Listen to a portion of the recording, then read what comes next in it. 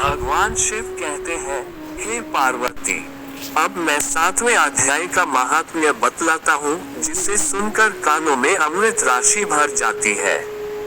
पाटलिपुत्र नामक एक दुर्गम नगर है जिसका गोपुर द्वार बहुत ही ऊंचा है। उस नगर में शंकुकर्ण नामक एक ब्राह्मण रहता था। उसने वैश्य वृत्ति का आश्रय लेकर बहुत धन कमाया, किंतु न तो कभी पितरों का तर्पण किया और न देवताओं का पूजन ही। वह धनोपार्जन में तत्पर होकर राजाओं को ही भोज दिया करता था। एक समय की बात है, उस ब्राह्मण ने अपना चौथा विवाह करने के लिए पुत्रों और बंधुओं के साथ यात्रा की। मार्ग में आधी रात के समय जब वह सो रहा था, तब एक सर्प ने कहीं से आकर उसकी बाहों में काट लिया। उसके काटते ही ऐसी अवस्था हो गई कि मणि, मंत्र और औषधि आदि से भी उसके शरीर की रक्षा असाध्य जान पड़ी। तत्पश्चात कुछ ही क्षणों में उसके प्राण पखेरु उड़ गए और वह प्रेत बना। फिर बहुत समय के बाद वह प्रेत सर्पयोनि में उत्पन्न हुआ। उसका चिता धन की वासना में बंधा था। उसने पूर्व वृतांत को स्मरण करके सोचा, मैंने घर के बाहर करोड़ों की संख्या में अपना जो धन गाड़ रखा है, उससे इन पुत्रों को वंचित करके स्वयं ही उसकी रक्षा करूंगा। सांप की योनि से पीड़ित होकर पिता ने एक दिन स्वप्न में अपने पुत्रों के समक्ष आकर अपना मनोभाव बताया। तब उसके पुत्रों ने सवेरे उठकर बड़े विस्मय के साथ एक दूसरे से स्वप्न की बातें कही। उनमें से मंझला पुत्र कुदाल हाथ में लिए घर से निकला और जहां उसके पिता सर्पयोनि धारण करके रहते थे, उस स्थान पर गया। यद्यपि उसे धन के स्थान का ठीक पता नहीं था, तो भी उसने चिन्हों से उसका ठीक निश्चय कर लिया और लोक बुद्धि से वहां पहुंचकर बावी को खोदना आरंभ किया। तब उस बावी से बड़ा भयानक सांप प्रकट हुआ और बोला, ओ मुंह, तू कौन है? किस लिए आया है? ये बिल क्यों खोद रहा है? किसने तुझे भेजा है? ये सारी बातें मेरे सामने बता। पुत्र ने कहा, मैं आपका पुत्र हूँ। मेरा नाम शिव है। मैं रात्रि में देखे हुए स्वप्न से विस्मित होकर यहाँ का सुवर्ण लेने के कौतूहल से आया हूँ। पुत्र की यह वाणी सुनकर वह सांप हंसता हुआ उच्च स्वर से इस प्रकार स्पष्ट वचन बोला, यदि तू मेरा पुत्र है तो मुझे शीघ्र ही बंधन से मुक्त कर। मैं अपने पूर्वजन्म के गाड़े हुए धन के ही लिए सर्पयोनि में उत्पन्न हुआ हूँ। पुत्र बोला, पिताजी, आपकी मुक्ति कैसे होगी? इसका उपाय मुझे बताइए, क्योंकि मैं इस रात में सब लोगों को छोड़कर आपके पास आया हूँ। पिता ने कहा, बेटा, गीता के अमृतमय 7वें अध्याय को छोड़कर मुझे मुक्त करने में तीर्थ, दान, तप और यज्ञ भी सर्वथा समर्थ नहीं है। केवल गीता का 7वां अध्याय ही प्राणियों के जरा मृत्यु आदि दुखों को दूर करने वाला है। पुत्र, मेरे श्राद्ध के दिन गीता के 7वें अध्याय का पाठ करने वाले ब्राह्मण को श्रद्धा पूर्वक भोजन कराओ। इससे निसंदेह मेरी मुक्ति हो जाएगी। वत्स, अपनी शक्ति के अनुसार पूर्ण श्रद्धा के साथ निर्व्यसी और वेद विद्या में प्रवीण अन्य ब्राह्मणों को भी भोजन कराना। सर्पयोनि में पड़े हुए पिता के ये वचन सुनकर सभी पुत्रों ने उसकी आज्ञानुसार तथा उससे भी अधिक किया। तब शंकुकर्ण ने अपने सर्प शरीर को त्याग कर दिव्य देह धारण किया और सारा धन पुत्रों के अधीन कर दिया।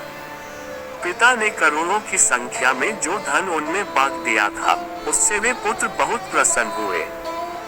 उनकी बुद्धि धर्म में लगी हुई थी, इसलिए उन्होंने बावली, कुआं, पोखरा, यज्ञ तथा देव मंदिर के लिए उस धन का उपयोग किया और अन्नशाला भी बनवाए। तत्पश्चात 7वें अध्याय का सदा जप करते हुए उन्होंने मोक्ष प्राप्त किया। हे पार्वती, ये तुम्हें 7वें अध्याय का महात्म्य बतलाया, जिसके श्रवण मात्र से मानव सब पातकों से मुक्त हो जाता है। श्रीमद् भगवद गीता अथ 7मोऽध्याय। श्री भगवान उवाच, मय्या सक्तमना पार्थ योगं युञ्जन्मदाश्रय असंशयं समग्रं मां यथा ज्ञास्यसि तच्छृणु। ज्ञानं तेऽहं सविज्ञानम् इदं वक्ष्याम्यशेषतः।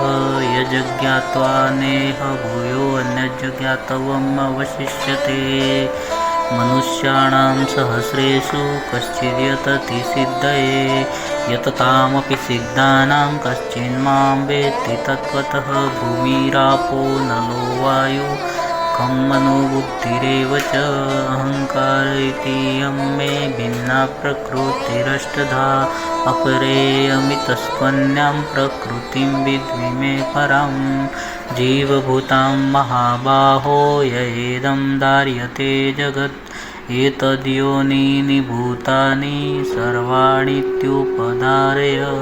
अहं कृष्णस्य जगतः प्रभवः प्रलयस्तथा। मत्तः परतरं नान्यत् किञ्चिदस्ति धनञ्जय।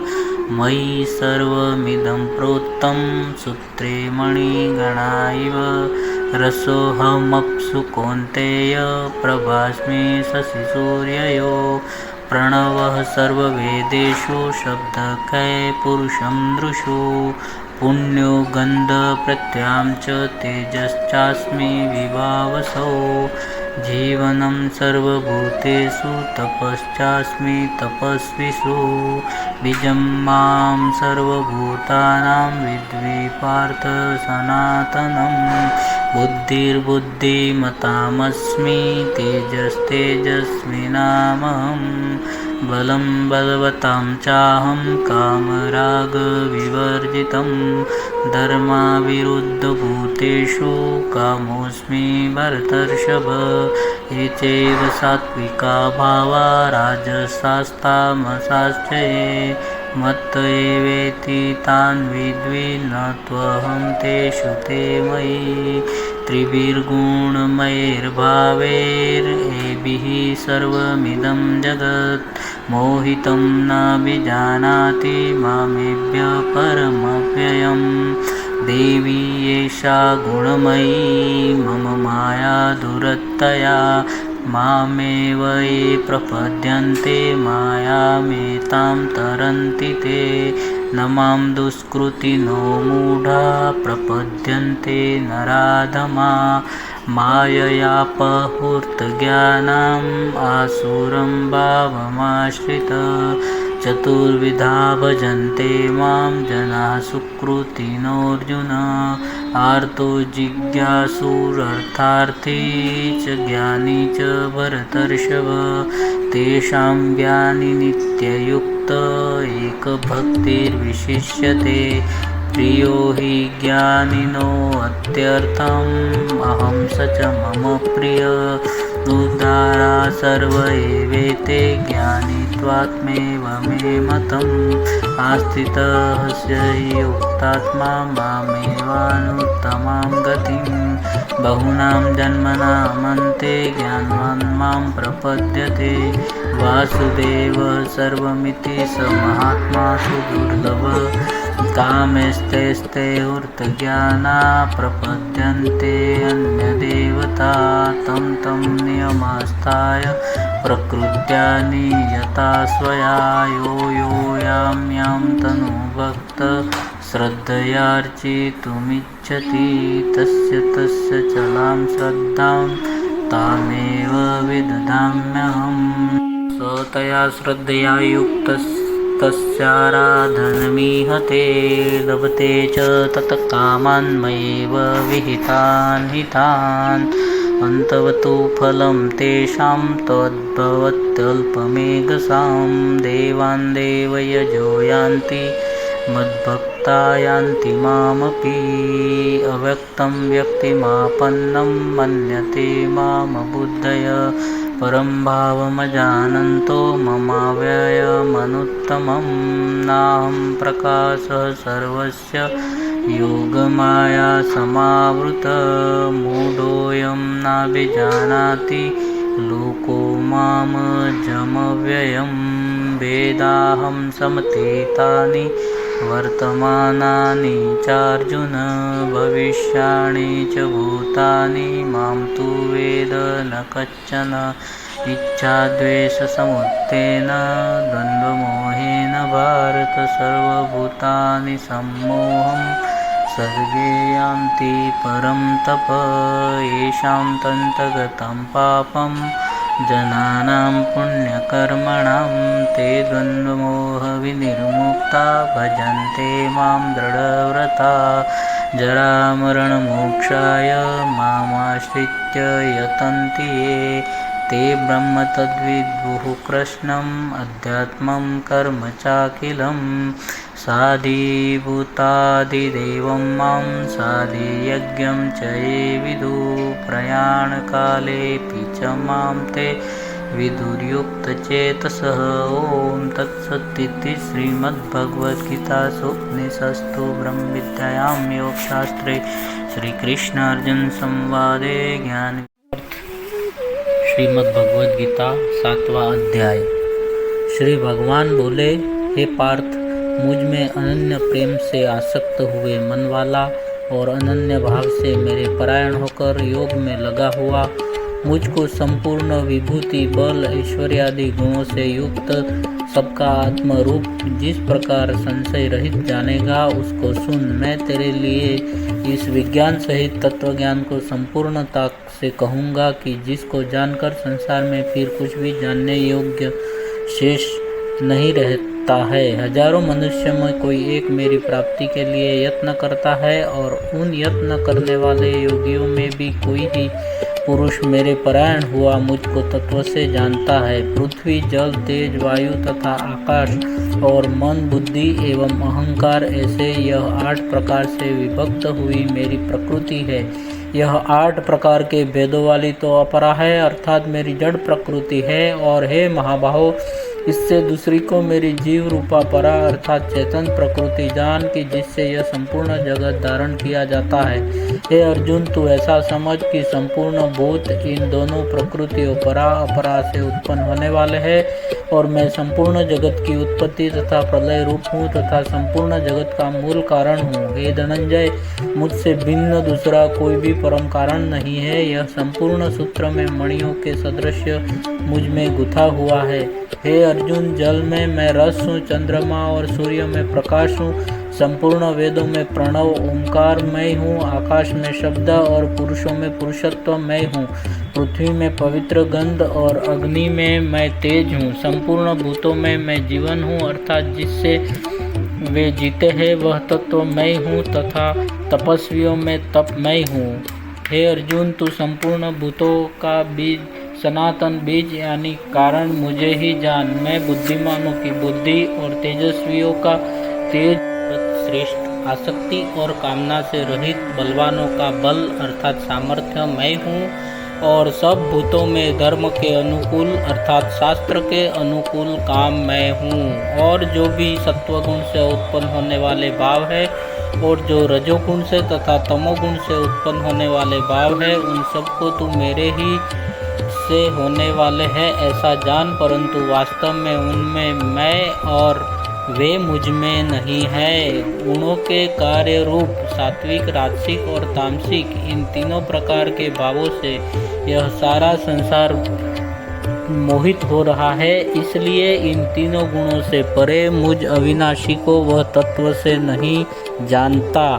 यह अलौकिक अर्थात अति अद्भुत त्रिगुणमयी मेरी माया बड़ी दुस्तर है, परंतु जो पुरुष केवल मुझको ही निरंतर भजते हैं वे इस माया को उल्लंघन कर जाते हैं अर्थात संसार से तर जाते हैं। माया के द्वारा हरे हुए ज्ञान वाले और आसुरी स्वभाव को धारण किए हुए तथा मनुष्यों में नीच और दूषित कर्म करने वाले मूढ़ लोग मुझे नहीं भजते हैं।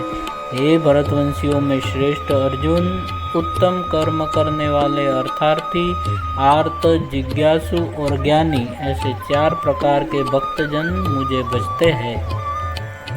उनमें भी नित्य मुझ में एक ही भाव से स्थित हुआ अनन्य प्रेम भक्ति वाला ज्ञानी भक्त अति उत्तम है, क्योंकि मुझे तत्व से जानने वाले ज्ञानी को मैं अत्यंत प्रिय हूँ और वह ज्ञानी मुझे अत्यंत प्रिय है। ये सभी उदार है अर्थात श्रद्धा सहित मेरे भजन के लिए समय लगाने वाले हैं, इसलिए उत्तम है। परंतु ज्ञानी तो साक्षात मेरा स्वरूप ही है ऐसा मेरा मत है। क्योंकि वह मदगत मंद बुद्धि वाला ज्ञानी भक्त अति उत्तम गति रूप मुझ में ही अच्छी प्रकार स्थित है। बहुत जन्मों के अंत के जन्म में तत्वज्ञान को प्राप्त हुआ ज्ञानी सब कुछ वासुदेव ही है, इस प्रकार मुझे भजता है, वह महात्मा अति दुर्लभ है। उन भोगों की कामना द्वारा जिनका ज्ञान हरा जा चुका है, वे लोग अपने स्वभाव से प्रेरित होकर उस नियम को धारण करके अन्य देवता को भजते हैं अर्थात पूजते हैं। जो सकाम भक्त जिस देवता के स्वरूप को श्रद्धा से पूजना चाहता है, उस भक्त की श्रद्धा को मैं उसी देवता के प्रति स्थिर करता हूँ। वह पुरुष उस श्रद्धा से युक्त होकर उस देवता का पूजन करता है और उस देवता से मेरे द्वारा ही विधान किए हुए उन इच्छित भोगों को निसंदेह प्राप्त करता है। परंतु उन अल्प बुद्धि वालों का वह फल नाशवान है तथा वे देवताओं को पूजने वाले देवताओं को प्राप्त होते हैं और मेरे भक्त चाहे जैसे ही भजे अंत में मुझे ही प्राप्त होते हैं। बुद्धिहीन पुरुष मेरे अनुत्तम अविनाशी परम भाव को न जानते हुए मन इंद्रियों से परे मुझ सच्चिदानंद घन परमात्मा को मनुष्य की भांति जानकर व्यक्ति के भाव को प्राप्त हुआ मानते हैं। अपनी योग माया से छिपा हुआ मैं सबके प्रत्यक्ष नहीं होता, इसलिए यह अज्ञानी जन समुदाय मुझ जन्म रहित अविनाशी परमात्मा को तत्व से नहीं जानता अर्थात मुझको जन्मने मरने वाला समझता है। हे अर्जुन, पूर्व में व्यतीत हुए और वर्तमान में स्थित तथा आगे होने वाले सब भूतों को मैं जानता हूँ, परंतु मुझको कोई भी श्रद्धा भक्ति रहित पुरुष नहीं जानता। हे भरतवंशी अर्जुन, संसार में इच्छा और द्वेष से उत्पन्न हुए सुख दुख आदि द्वंद्व रूप मोह से संपूर्ण प्राणी अति अज्ञानता को प्राप्त हो रहे हैं। निष्काम भाव से श्रेष्ठ कर्मों का आचरण करने वाला जिन पुरुषों का पाप नष्ट हो गया है, वे राग द्वेष जनित द्वंद्व रूप मोह और दृढ़ निश्चय वाले पुरुष मुझको भजते हैं। जो मेरे शरण होकर जरा और मरण से छूटने के लिए यत्न करते हैं, वे पुरुष उस ब्रह्म को तथा संपूर्ण अध्यात्म को और संपूर्ण कर्म को जानते हैं।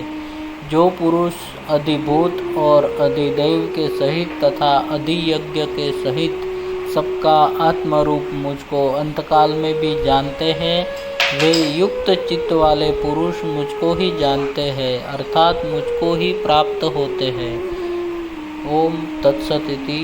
इस प्रकार उपनिषद ब्रह्म विद्या तथा योग शास्त्र स्वरूप श्रीमद् भगवद गीता में श्री कृष्ण तथा अर्जुन के संवाद में ज्ञान विज्ञान योग नामक 7वां अध्याय